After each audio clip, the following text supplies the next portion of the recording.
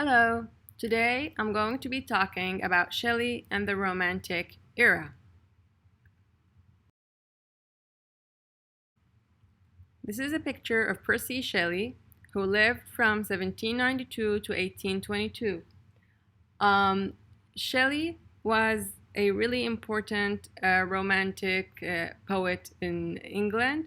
Now, we have already discussed Wordsworth, and our discussion entailed the political elements, the historical elements that are connected to the movement of Romanticism. So I'm not going to do this here, and our focus is going to be more on the poet.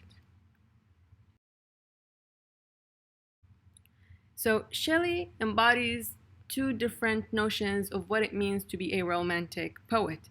Wordsworth, we have seen him as that thoughtfully introspective witness to nature and to his own life.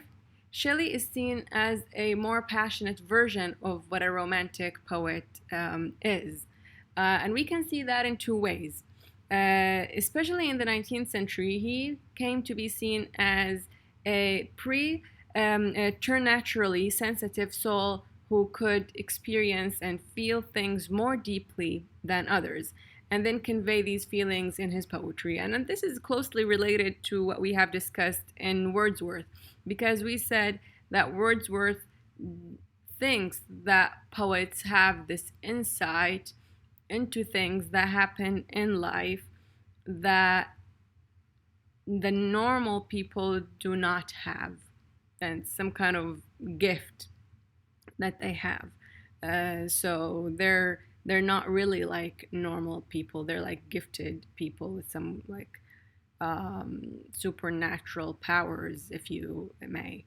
So in the 20th century, his political side came to be emphasized. And the side that was deeply interested in radical politics and the reforming of society.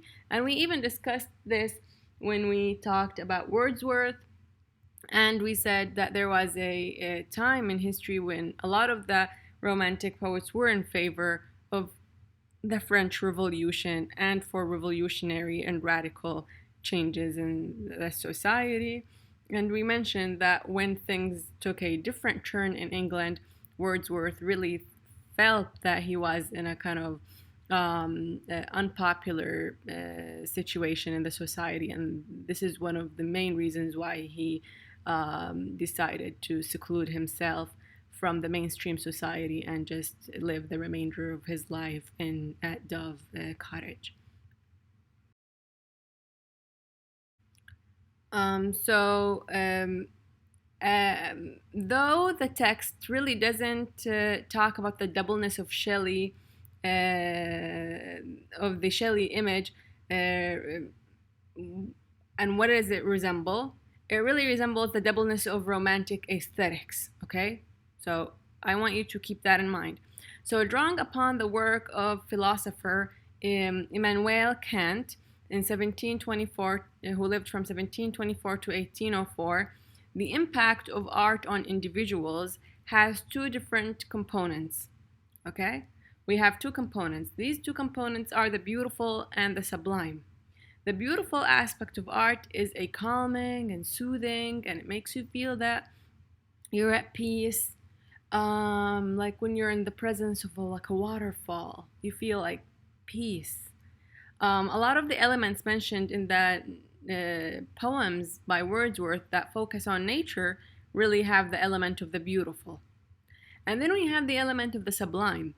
This aspect of art inspires the awe and can be disturbing at some times, making us feel the uncomfortable, or even like me, making us feel uncomfortable or even terrified. It kind of makes you feel that you are a dwarf in the presence of a natural phenomenon so big and like that you just cannot really fathom. So Terry Eagleton, who's a very important literary critic, discussed the idea of the romantic aesthetics, the beautiful and the sublime. He says, the beautiful, in the presence of beauty, we experience an exquisite sense of the adaptation of the mind to reality. The sublime, in the turbulent presence of the sublime, we are forcibly reminded of the limits of our dwarfish imagination. See, it's like when it's something that you cannot fathom, you cannot imagine. It's way bigger than what your mind can imagine or can grasp. Here's a picture that really represents the sublime. The overwhelming violence of some natural phenomena is a key example of the romantic sublime. A volcano. When you're like in the presence of a volcano, I mean, of course you're not going to be near it or you're going to melt, but if you can see it and you're standing really away from it and you feel like, whoa, this is so like amazing but really scary, right? And then you have the image of the beautiful. For example, it really kind of has kind of the tranquility of nature that we really witness in Wordsworth's poem and can provide a key example of the romantic beauty. So if you're in this kind of place, you would really feel like calm, soothed. And that's the kind of side of nature that's supposed to make you feel at peace. Okay, Shelley versus Wordsworth and the self. You know, the subject, the self. Wordsworth sought to project through his poetry a grand unified vision of the self. And we know this because we discussed the idea in the previous class with Professor Booker on the different stages of Wordsworth's growth and how he had this idea of always revising and rewriting the poetry that he wrote, because he's always writing it as a completely different person. He's always writing it from a different perspective, and for the reason for this is really to establish a grand unified vision of the self. Shelley instead projects a vision of the self that is varied, you cannot contain. I mean, so do you get it? Like you cannot contain it, elusive, shifting, you just shift, rather than stable in tone and attitude toward himself and everything else. Mary Shelley is Shelley's wife. She lived from 1797 to 1851. The text really mentions her as just a person who contributed to building the image of Shelley as a sensitive, otherworldly soul with superhuman powers of emotion. Okay? Because she's the one who edited his masterpiece work, the poetical works of Percy Shelley, that was published in 1839. But I want you to keep in mind that she was also a very, very important author, probably who's in today's popular culture and literature would be more important than Percy Shelley himself. So what the text does not mention is that she's the author of Frankenstein in 1818, a text that is especially important due to its impact on the 20th century popular culture. And I already said that she's probably arguably she's probably a way better writer than her husband. Frankenstein has inspired numerous other novels as well as films and television series. I mean, I'm so sure everyone heard of Frankenstein. I've just recently watched a recent adaptation film on Frankenstein, Victor Frankenstein. It has even directly impacted Arab culture because we have a very important novel in Arabic literature by Ahmad Sa'dawi, Frankenstein in Baghdad, that won in 2014 International Prize for Arabic Fiction. Here is Frankenstein.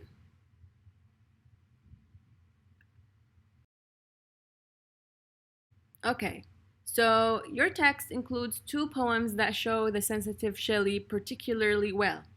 To a Skylark in 1820, and you need to check that in activity 3 in the text. An Ode to the West Wind in 1819 in activity 4 in the book. Shelley's poem to the Lord Chancellor. In this poem, he bitterly curses Lord Eldon, the Chancellor of the British government, which is consistent with Shelley's radical politics. See, so this poem here shows the radical side of Shelley, because we expressed earlier that you see him as the ethereal soul. He is the protester, okay? He's the witness to history. And so he assumes so many different roles as a romantic poet, and you need to figure out, and you need to be able to discern from reading these poems which role is Shelley assuming when writing this poetry. And so in this poetry we kind of see the radical political side of Shelley. So he bitterly, in this poem, like I said, curses Lord Eldon. And why? Because Lord Eldon had recently presided over a trial in the court of Chancery, in which Shelley was declared to be too dangerous morally to be a father.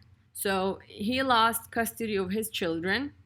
And so if we look at this poem really shows an autobiographical element in from Shelley's life, and also shows his radical politics, because he exposes all the ills and all the things that happen in the British government that he thinks are just, illegal, are just not right.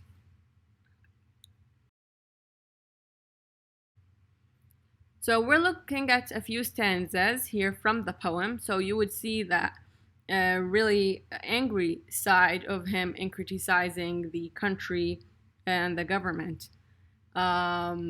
So he says, thy country's curse is on thee, darkest crest of that foul, knotted, many-headed worm, which rends our mother's bosom. Priestly pest, masked resurrection of a buried form.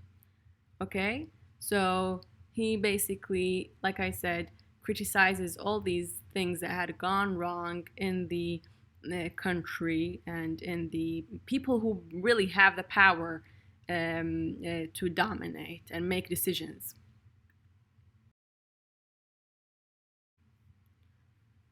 Okay, so, and again, he goes on and on and on in his attack. Okay.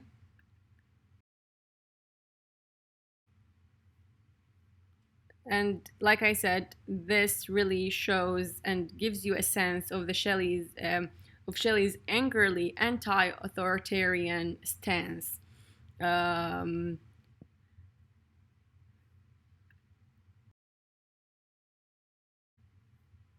And then here we get to see the autobiographical side when he says, "Oh, let a father's curse be on thy soul, and let a daughter's hope be on thy tomb, be both on thy grey head a leaden cowl, to weigh thee down to thine approaching doom." And he goes on and on and on, like for 16 stanzas, but we can see two sides of him, really, an angry father, but also a person who realizes what has gone wrong in the political sphere in the government, and it kind of really shows you how angry he is toward the people who are in authority. Sonnet England, he has the sonnet England in 1819. This poem also shows the angry political Shelley, an angry accusation against the king, the parliament, the army, the church, and the law. I mean, we've mentioned he really thinks that all these people who are in authority are not fit to be there. Written in iambic pentameter, a strong meter, and we've discussed this, that helps to emphasize Shelley's points.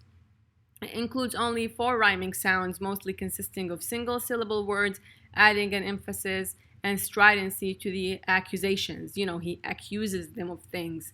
And it ends on a utopian vision of the possibility of freedom and rebirth. And, you know, I mean, as a romantic poet, probably he just feels like no matter how things are bad, probably if we work hard enough and if we listen to those poets who know what is wrong, because we're going to talk about this one later, Shelley does think that poets are those unacknowledged legislators. So those are the people who know what's best. They know what's good for the rest of the society, but if you listen to them. And so he ends the poem on a utopian vision that there might be freedom and rebirth. Here's the poem. I mean, he begins by saying, an old man, blind, despised, and dying king. All right? So he's really talking here about King George of England, and he really was the most despised monarch in England. And so he begins by attacking him, and then he also starts attacking. And it's interesting when he says about those rulers, okay? He says here, rulers who neither see nor feel nor know. They don't know people. They don't know what's best for people. They don't even care about people. All they care about is power and what? Money. And so he says, but leech-like to their fainting countries cling. He says they don't care if their country is in decline. They don't care what if the country is falling apart. All they care is like a leech, and a leech is you know, this insect that gets on the body and starts to suck the blood. And so all they care is to suck the blood off their people, their citizens, and to empty the people's pockets of their money. And basically they really don't care about the country itself, okay? And then he also attacks the army in the same fashion and makes almost similar accusations. And then religion, of course. And he says that their religion that they have is Christless, godless, a book sealed. And that's a very important accusation, I really think, here, because it talks here about the nature of religion that really reminds me even of Joyce's attack of the nature of religion in Dublin in the 20th century. The church is controlling everything in a very horrible way. It also is itself a corporation that really only cares about taking money from people, but it's really spiritually it's bankrupt, and it has really nothing spiritual to offer to people. And the nature of this religion is really more of a moribund, more of a zombie, like something that controls every aspect of your life, but is still not giving you anything good in return. Actually, it's just only giving you bad things. And like I said, he continues with all that accusation. And so let's move to the next slide. Here's King George III. And I've already said that he was really widely unpopular in England.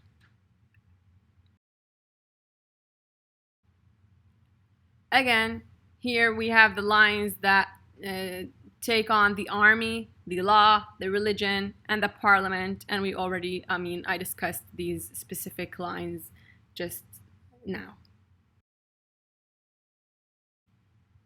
And then ultimately, like I said, although he was bitter, he does end the poem on a hopeful note. Hopefully that arising from the grave, okay, of this corrupt present would be something much better, or our graves from which a glorious phantom may burst. Okay, it's like a hopeful note, like I said, and that there is a possible utopian idea over here. Okay, now Ozymandias in 1818 is a meditation on the fleeting nature of human glory. This is an interesting poem because it shows yet another side of Shelley, the witness to history. So Ozymandias was the Greek name of the Egyptian pharaoh Ramses II. In the poem was really inspired by the fragment of the statue Ramses II, dating from about 1250 BC, that was moved from Egypt to the British Museum in London in 1817. So the presence of this statue in London is a reminder, first of all, of the colonial might of Britain at the time, okay? But also the fact that Ramses II himself was once a ruler of a great empire that now doesn't even exist, and he himself now only exists as a broken statue held in a foreign capital of an occupying power. And this really serves also as a reminder to the British Empire that, guess what? Maybe someday you will also fall, okay? Here's the picture of the statue of Ramses II. You see, like, they have even drilled a hole here in him because he was really heavy, and they were like attempting to carry him around, and it was not an easy job. And so again, every time I teach this poem to you guys, or to like my students who register for this course, it just I cannot but compare this poem by Shelley to a poem by Ali bin Abi Talib that really also talks about something very similar, a topic that is very similar, when he says أين الملوك التي كانت مسلطنة حتى سقاها بكأس الموت ساقيها. And this poem, really, now we're going to get to it, it really discusses the same topic. And so both of these poems have a commentary on the ephemeral nature of even the mightiest of empires. And in this poem, Ozymandias supposedly says, my name is Ozymandias, King of Kings. Look on my works, yea, mighty, and despair. Nothing beside remains. Nothing remains. And again, it's really, really similar to when Ali bin Abi Talib says, أين الملوك التي كانت مسلطنة حتى سقاها بكأس الموت ساقيها. And so nothing remains. The nature of empires is ephemeral, and no matter how long they stay in power, they will ultimately fall and decline. Here is the poem, and it really begins with like having this speaker who says, I met a traveler from an antique land who said, two vast and trunkless legs of stone stand in the desert. Near them on the sand, half sunk, a shattered visage lies, whose frown and wrinkled lip and sneer of cold command. And then it begins, like I said, and he says at some point, my name is Ozymandias, King of Kings. Look on my works, yea, mighty, and despair. nothing besides remains, okay, round the decay. And that is really what you need to take from this poem. So there is a seeming simplicity of Ozymandias, but it is really misleading. So for one thing, the poem does not simply mock the pride of Ozymandias. It's not making fun of him, but it also shows a certain admiration for his former glory. And so there is a doubleness that then reflects the way we might read this poem as a commentary on the British Empire of Shelley's day. So it's more of a commentary on the British Empire than a commentary on Ozymandias himself.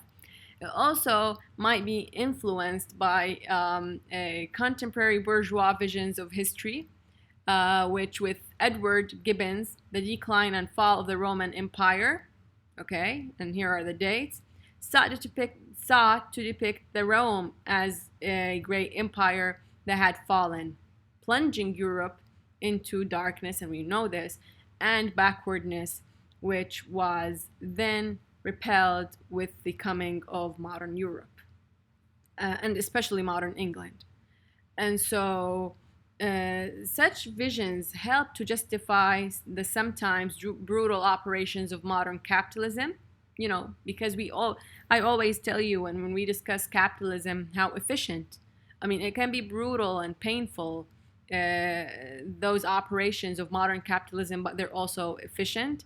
And it also sounded a note of alarm that Britain's empire might also fall like any other empire before it.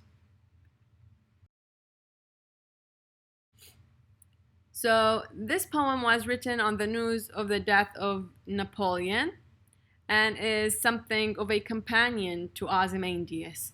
So because it really also discusses the glories of Napoleon as a person who really who was like the greatest single figure in the history of modernization, okay?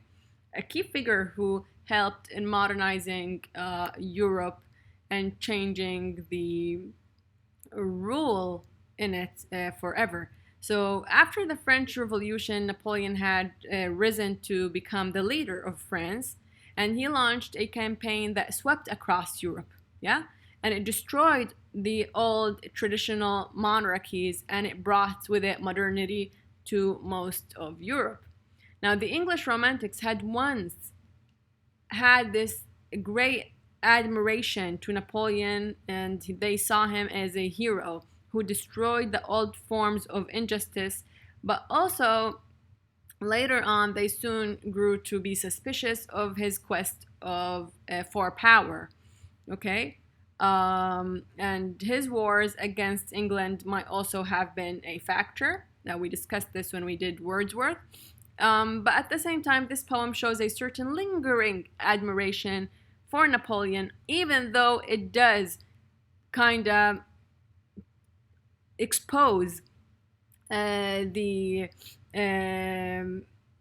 suspicion of his quest of power and the things that went wrong when he got that power. Here's Napoleon.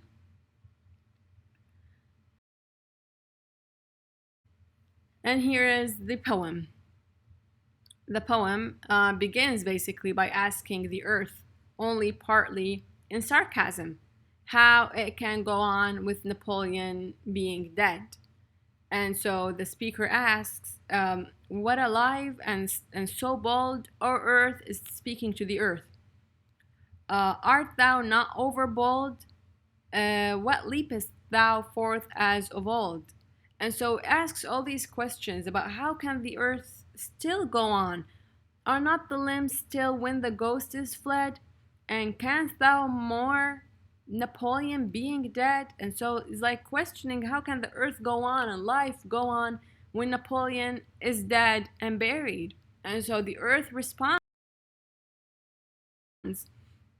to the speaker and basically says here that I, alive and still bold, muttered earth, Napoleon's fierce spirit rolled in terror and blood and gold, and it basically goes on. So again, the earth ends as the poem ends as the earth dismisses Napoleon, while holding out hope that Napoleon's original promise might still be fulfilled. And that is something that you need to keep in mind, and this is the Western the course of looking at the movement of history is really linked with forward movement, that's linked with what can be done rather than who is doing it. And so maybe if we can get the utopian end, really, or the utopian moment that we really see here is associated with the original promise that Napoleon had, is to sweep across Europe and change those traditional societies, but without having that greed for power and dominating. And so the forward movement in history is accomplishing and getting things done rather than lingering on people who once probably did partly something good, but also had seized power and also did a lot of damage. And so it's not linked to to people, but it's more about the forward movement. And that is why this poem is really important in showing that attitude. And if you actually look at poems written by Nizar Qabbani, a Syrian Arabic poet who talks about very similar themes in the Arab in the Arab world, and who also complains and excoriates the Arab tendency of being stuck in the past and dwelling on the past. And in one of his poems, he says that the Arabs wear the shell of civilization, but their soul and their spirit is that of Jahiliyyah, okay, of what is the time before Islam. And he says, because when we enter the wars, when we enter things, we enter them stirred by our speech of of how Antar is this amazing warrior, and so we tend to dwell on people and things that great people did in the past. And this actually really reminds me of a poem by Ahmad Matar. He's also a political poet who says that the Arabs' tendency when they have a crisis is to always call upon some kind of figure to come and save them.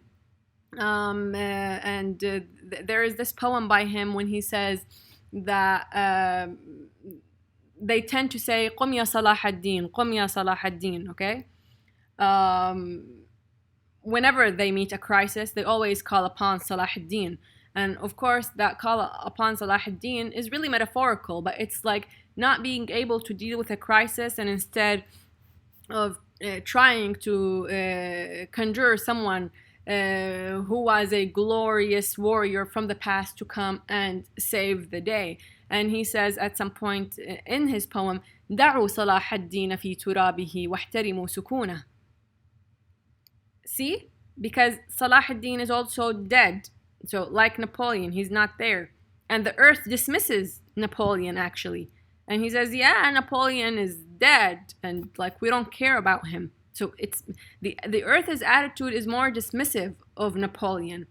And so, but in his poem, Ahmad Matar says, كم مرة في العام توقظونه, about Salah ad-Din. How many times per year do you try to get Salah ad-Din to rise from his grave? And then he says, دعوا صلاح الدين في ترابه واحترموا سكونه. Just let Salah ad-Din peacefully in his grave and deal with your own problems and let him go. And so it just really shows you two ways of looking at the movement of history in the Arab world versus in Europe, and the attitude for both of them.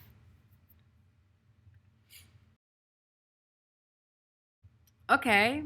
Also, like I've already discussed, that Shelley tends to think that poets are the unacknowledged legislators of the world. He has a stronger stance that he argues that than actually Wordsworth. He argues the importance of poetry, especially as a force for political change, and like I said, he has a very strong opinion about that.